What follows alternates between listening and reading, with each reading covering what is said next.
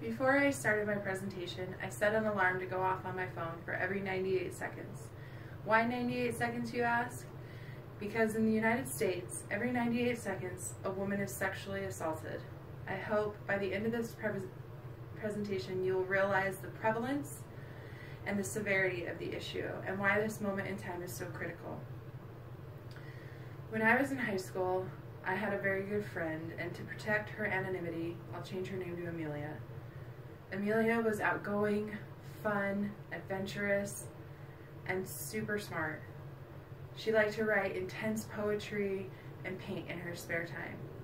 One weekend, we went to a party, and some guys were talking about building a bonfire, and I wasn't into it, so I sat inside with a group of friends and talked. Amelia followed her pyromania-inclined heart and went outside. A couple of hours later, I was ready to go, and I started asking around if anybody had seen Amelia. No one had. No one knew where she was. We started looking for her in the night using our cell phone flashlights. I found her walking around aimlessly. When I asked her what she was doing, I got no response. I even yelled at her. She scared the crap out of me. She shrugged me off. We loaded into my car, and I drove us home to two sets of fairly upset parents. I mean, again, we were in high school. What happened next, I would have never believed had I not seen it with my own eyes. Amelia snapped. She started muttering weird, nonsensical things and throwing things with no provocation. I heard from other friends that she was asking around for different kinds of drugs. My best friend Amelia was gone, and I had no idea why.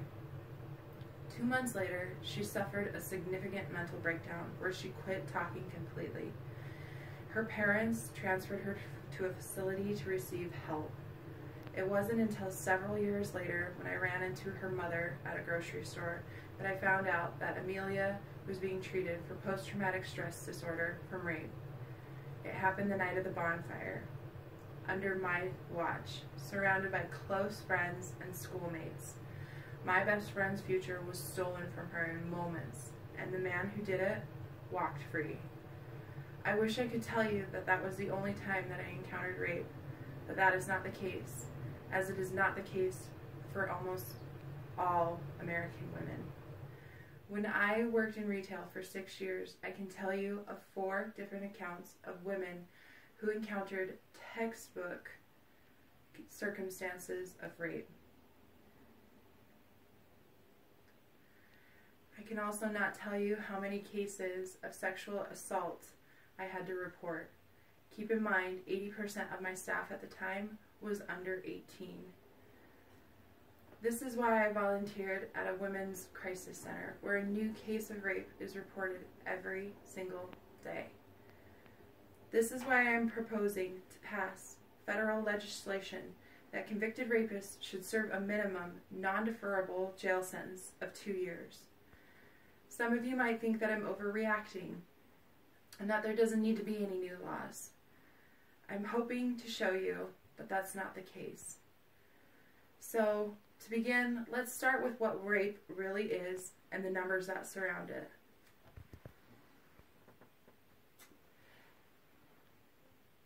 The Merriam-Webster Dictionary defines rape as an unlawful sexual activity, usually sexual intercourse carried out forcibly under threat of injury against the will, usually of a female, or with a person who is beneath a certain age or incapable of valid consent because of mental illness, mental deficiency, intoxication, unconsciousness, or deception.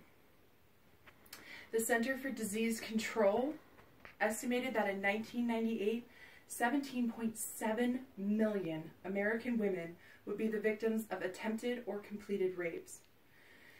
To throw that into perspective, the CDC says if there's 15 cases of meningitis a year, that's an epidemic.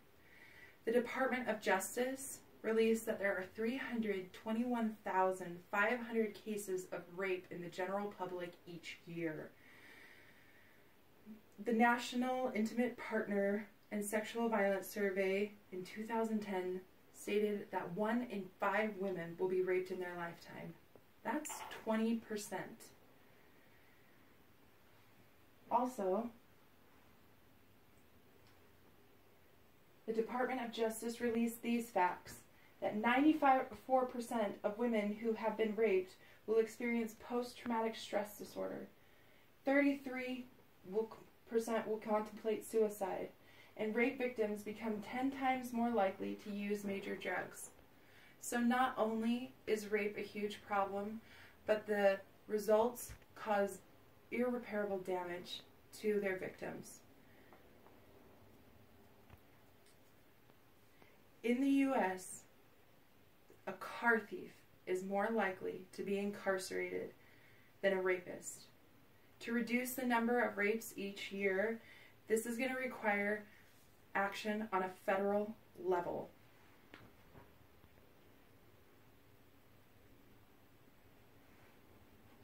This is the National Crime Victimization Survey, and this shows the typical outcome of 1,000 rape cases. Out of 1,000 rape cases, 310 are taken to the police. Only 57 will result in an arrest, and out of those 57, only 6 will ever see the inside of a jail.